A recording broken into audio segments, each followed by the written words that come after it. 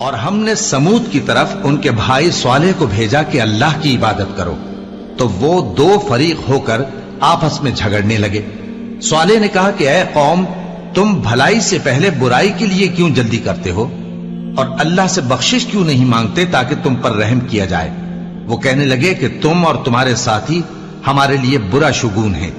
صالح نے کہا کہ تمہاری بدشگونی اللہ کے پاس ہے، بلکہ تم ایسے لوگ ہو جن کی آزمائش کی جاتی ہے۔ اور شہر میں 9 شخص تھے جو ملک میں فساد کیا کرتے تھے اور اصلاح سے کام نہیں لیتے تھے۔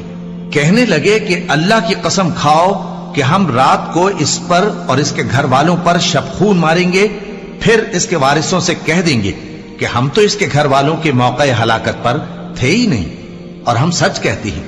اور وہ ایک چال چلے، اور ہم نے بھی ایک تدبیر کی، اور ان کو کچھ خبر نہ ہوئی۔ تو دیکھ لو کہ ان کی چال کا انجام کیسا ہوا۔ ہم نے ان کو اور ان کی قوم سب کو ہلاک کر ڈالا۔ اب ان کے یہ گھر ان کے ظلم کے سبب تلپٹ پڑے ہیں۔ جو لوگ علم رکھتے ہیں ان کے لیے اس میں نشانی ہے، اور جو لوگ ایمان لائے اور ڈرتے تھے ان کو ہم نے نجات دی۔ اور لوط کو یاد کرو جب انہوں نے اپنی قوم سے کہا کہ تم بے حیائی کے کام کیوں کرتے ہو جبکہ تم دیکھتے ہو؟ کیا تم عورتوں کو چھوڑ کر لذت حاصل کرنے کے لیے مردوں کی طرف مائل ہوتے ہو؟